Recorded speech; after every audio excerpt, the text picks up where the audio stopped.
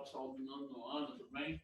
Pessoal, hoje então a gente vai fazer o capítulo 9, tá ok?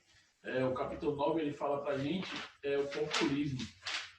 Então, a República Populista, né? Que vai desde 1945 até 1964 com então o golpe e a ditadura militar. Certo? Pessoal, espero que ao longo de vocês possam estar compreendendo. Qualquer dúvida, se assim permanecer, podem perguntar que eu estarei aqui para poder tirá-las. Tranquilo? Dando início aqui, pessoal, a nossa a nossa explicação do capítulo, a República Populista, ela vai de 1945 até 1964.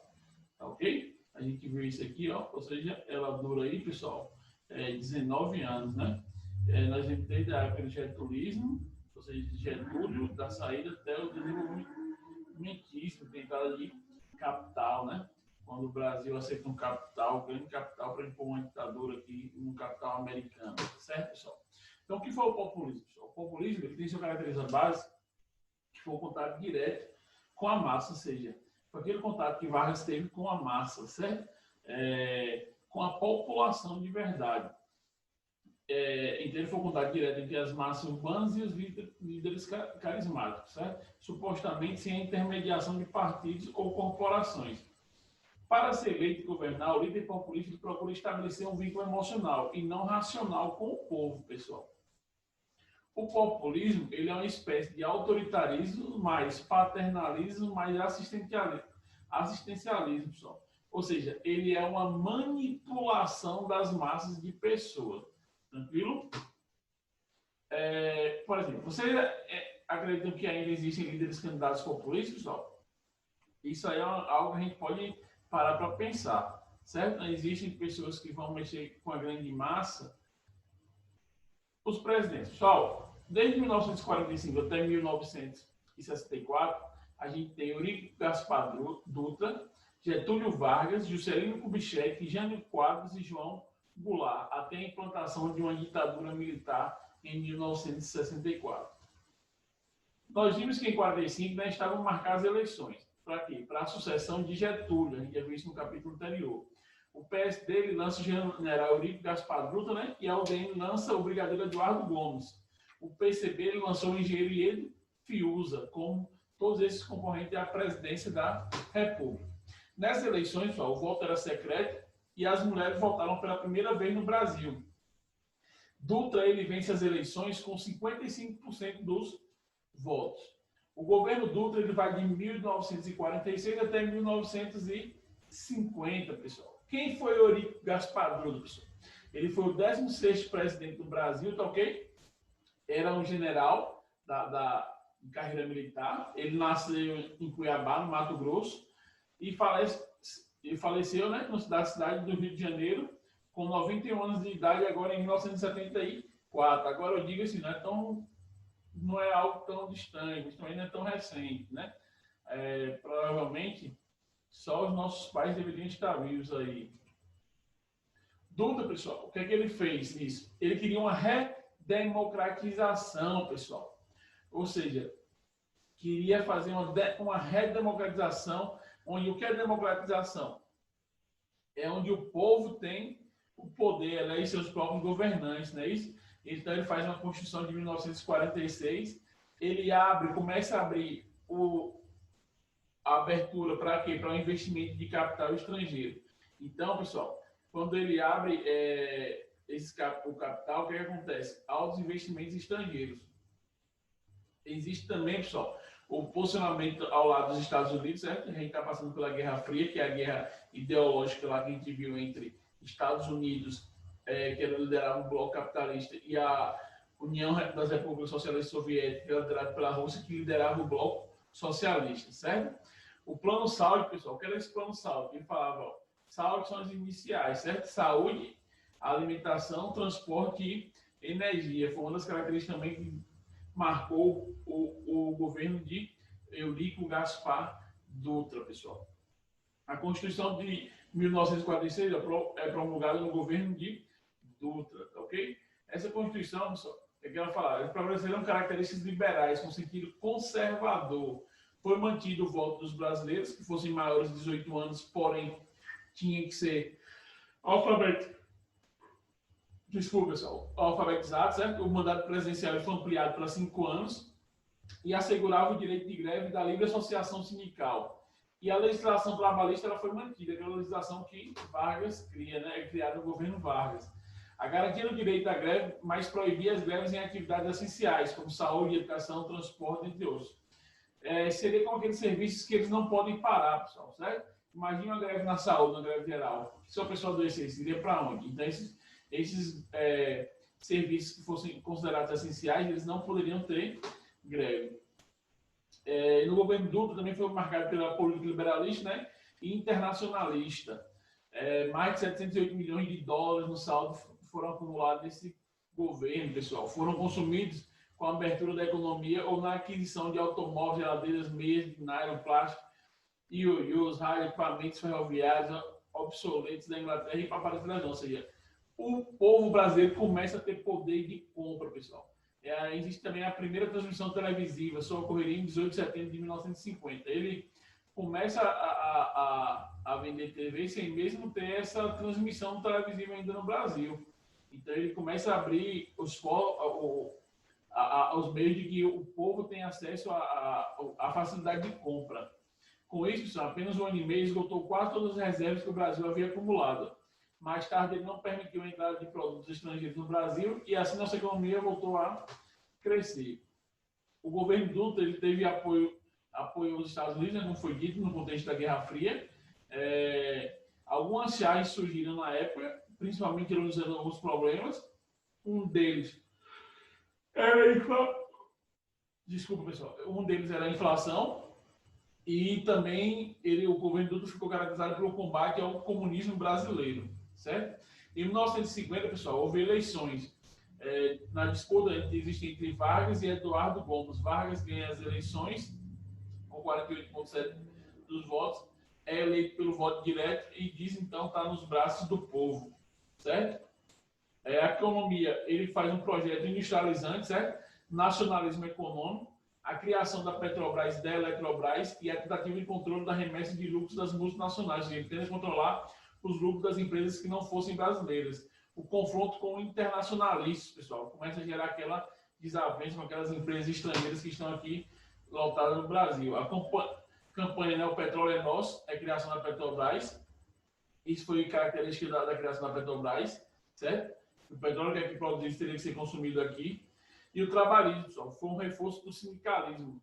Ou seja, ele deu mais apoio ainda aos trabalhadores e a reposição salarial de 100% de reajuste em 1954. Vargas, pessoal, ele cria também o 13º salário.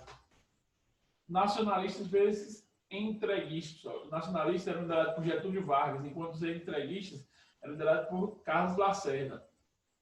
Para Getúlio, pessoal, o Estado deveria intervir na economia com a entrada de capital estrangeiro limitada, ou seja, não deveria abrir tanto a entrada de capital como Dutra fez, né? E havia um distanciamento dos Estados Unidos. Para Carlos Lacerda, o Estado não deveria intervir na economia e permitir a entrada de capital estrangeiro e o Brasil deveria se aliar aos Estados Unidos. Pessoal. Existe, então, um atentado contra Carlos Lacerda, onde Vargas é tido como o principal mentor, certo?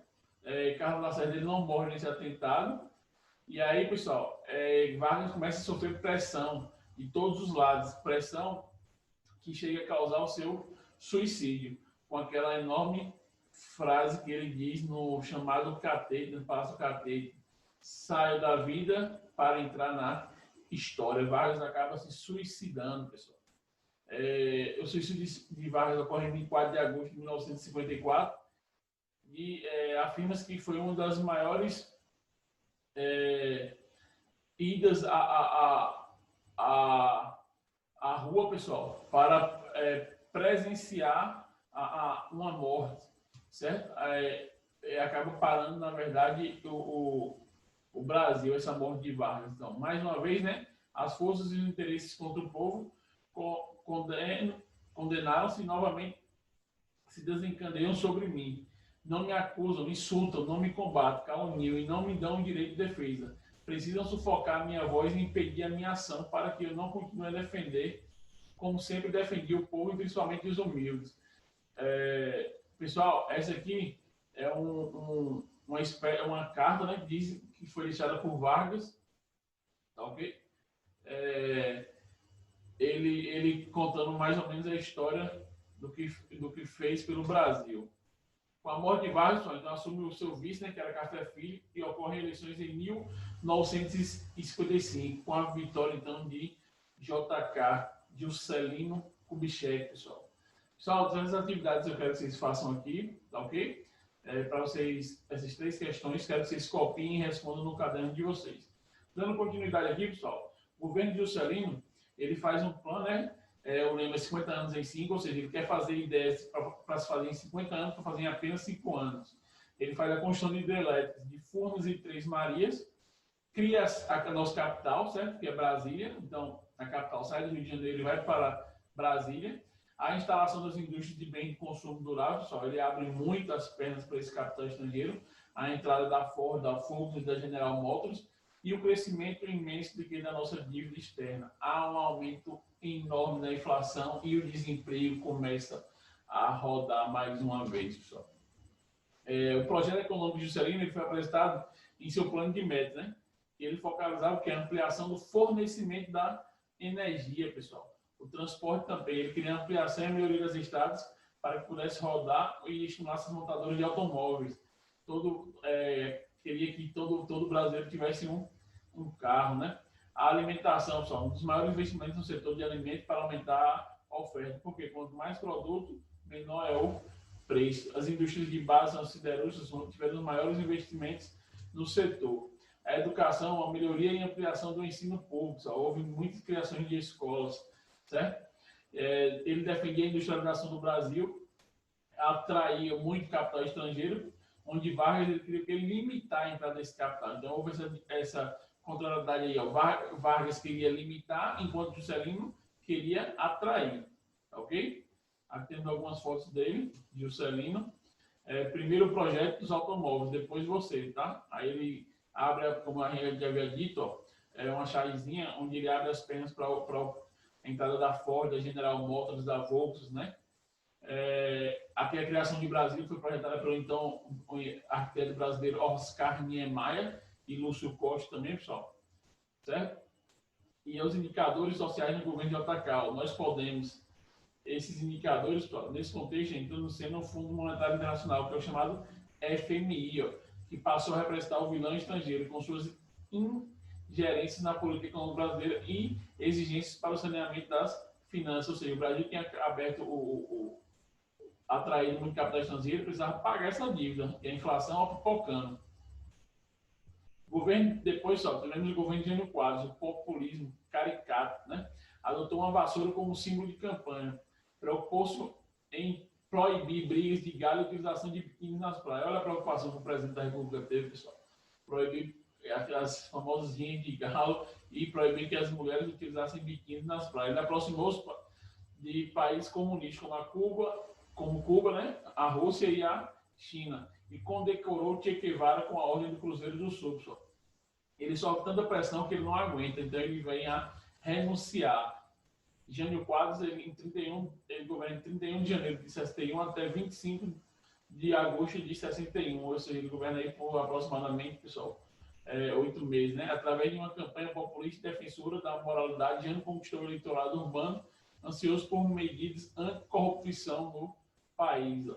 Varre, vassourinha, varre, bandalheira, ou seja, ele ficou utilizado, esse jingle, pessoal, foi utilizado na sua campanha presidencial. Ele queria acabar com a corrupção, certo? Era a esperança do povo abandonado. Ele governa apenas 7 meses, né? Renuncia na tentativa de retornar com plenos poderes em função da não citação do vice, João Goulart, pelos seus conservadores. Sua política externa procurou a independência dos Estados Unidos, ou seja, ele queria se tornar independente, não depender tanto do capital americano. A renúncia de Jânio, certo?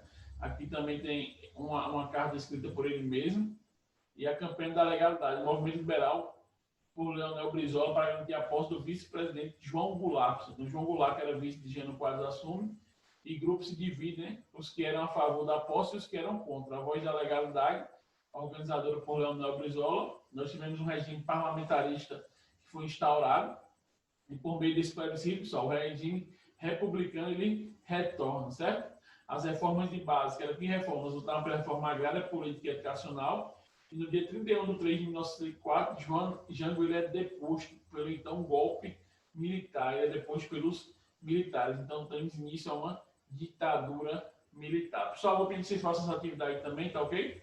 E aí, qualquer dúvida, estamos aqui para poder tirar. Um grande abraço aí, até a próxima, se Deus quiser. Tchau, tchau, fiquem todos com Deus.